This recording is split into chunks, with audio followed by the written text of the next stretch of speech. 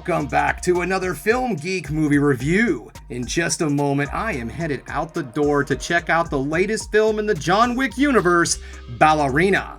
Ballerina is directed by Lynn Wiseman and it's starring Keanu Reeves, Ana de Armas, and Ian McShane.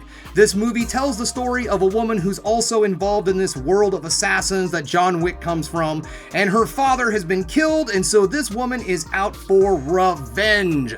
This film looks like it's going to have the same level of intensity and high octane that was found in the other John Wick films. I don't know how much John Wick plays into the story of this. I know that Keanu Reeves is listed as one of the top stars, but in all honesty, I kind of think that he might actually be kind of the end boss of this movie. I wouldn't be surprised if we go the entire film with maybe just the mention of John Wick in the background, and then finally at the end of the film we get to see him.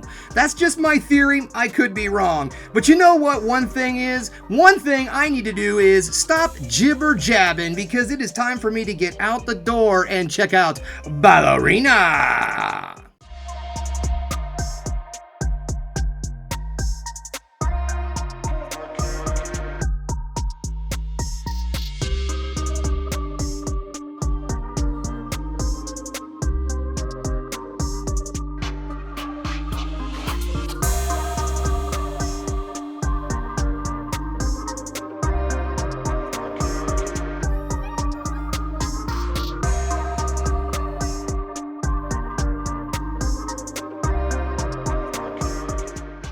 Welcome back. Just getting home from Ballerina, and guys, this movie was a lot of fun. Now before I get things started, I just want to address something really quick. This is kind of weird. So I looked this movie up on IMDb, and for some reason the name of this movie's been changed on that website at least. It's From the World of John Wick Ballerina. Which, in all honesty, guys, I think that kind of demeans the film a little bit. It's like the studio doesn't have any faith in this movie unless John Wick's name is all over the place. And honestly, if you really wanted to put his name on this, it should have just said Ballerina From the World of John Wick instead of From the World of John Wick Ballerina, because it just seems to me like the studio didn't think that this film could stand on its own 2 feet without John Wick, which I will talk about that a little bit when I get into my review. But I don't know why they did this. It reminds me of the movie Birds of Prey. Like right before that movie came out, all the promotional stuff was always just Birds of Prey. And then for some odd reason, because they didn't think that this movie would do so good unless everybody and their mother knew that Harley Quinn was in it, they changed the name to some weird Bobby, the Harley Quinn is in this crap. And I don't know why they did that either. I thought it, again, really took away from the film when you honestly thought that the main character had to be mentioned. And in this case, the main character is not even at the top billing. The main character is Ballerina, so why do you have John Wick first? Okay, you know what? Rant over, moving into the actual review, okay? So let's get this started with negatives, then move into the positives to end the video on the ever so important high note. The first thing I want to talk about is the runtime. Now, I know that I beat up a lot of movies on this channel for runtime. Now, I don't mind a long movie, but in order for the movie to go above the 90-minute mark, I really feel like the film needs to add. It needs to do something. It needs to fill that time. Give me a reason for it to be so long. And unfortunately, I don't feel like this movie did a really great job of doing that. The very first portion of this movie is it's kind of slow, to be perfectly honest. It goes into the origin of the character Ballerina. Now, the only problem I have with that is that we already know this world. We're already familiar with the tribes, the families, all of this stuff, all of the lore and everything that goes into the John Wick series. So why did the film decide to waste all this time going into her training when we already know what these people go through in these families? So I just felt like that was complete and absolute fluff that really didn't need to be there. I mean, if you really had to show something like that, maybe, a 5-minute long montage or something, it does wonders. But the movie felt like it was going at least 20 minutes of an origin story for a character that really didn't need an origin story in the first place, because, we're watching this character's origin story. Also, too, if you are looking for a lot of story, film does not have a lot of story to it. This is just a basic revenge story. And there's also a good deal of throwaway characters in this film. One character in particular, they seem like this character is going to be important, and then for no good reason whatsoever, they're just not. Like, for no good reason. It just seemed like it was just another point for the movie to waste more of the viewer's time. Because there's this whole scene with this character explaining why they might be important to everything, and then, you know, whatever. And that happens with another character because there's an entire subplot about this missing girl and everything, and it literally goes nowhere. It never really explains exactly what the importance of this little girl was, except for the fact that she was part of this group and everything. Maybe I missed something, I don't know.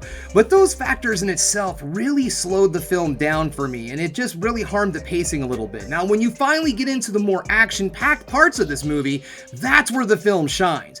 But if you're somebody who doesn't want to just sit down and watch action after action after action, and you need a little bit more story attached to it, then this one's probably not going to be for you, because I don't feel that it really encapsulates everything that a John Wick film has. It does have the flash, it does have all of that, but it didn't have the good story to back it up. I did enjoy our main character in this film, and I will get more into that, but all in all, this movie really comes off, in my opinion, as something like John Wick DLC. I've always felt like the John Wick movies were almost like a live-action video game that just never existed, and this film in itself really feels like that weird DLC that you buy where you don't even get to play as the main character, but for some odd reason the main character shows up for a minute, doesn't even need to be there, and then they take off, and you're sitting there going, why did I spend $14.99 on this? That's exactly how this movie really feels, unfortunately. It's like a John Wick side mission, in all honesty. There's way too many throwaway characters, and unfortunately, one of them is John Wick. There is absolutely no reason for John Wick to be in this movie, and to be perfectly honest, it almost felt like those scenes were added in. Maybe, again, going back on the idea that the studio did not have faith in this film unless John Wick shows up for some reason or another. You know, at this point, I feel like that's really all I have to say in the negatives, so let's just move into the positives. I did mention the action in this film. The action looks on point. I really enjoyed all of the fight sequences. There's some excellent choreography in this film, not just, of course, hand-to-hand combat, but of course all of the gunshots, all of the good and wonderful shootout scenes in this film all look amazing, and they do still keep with that really good John Wick style. Now, the director of this film is not the same director as the other films. No, this is actually the same director as the Underworld, at least the first two Underworld films, and you can really see that flash and all from those films in the action in this movie. So the action in this film was very tight, the violence really cool, a lot of fun, and there's a little bit of humor that's tossed into this film also. I also really enjoyed our main character in this film.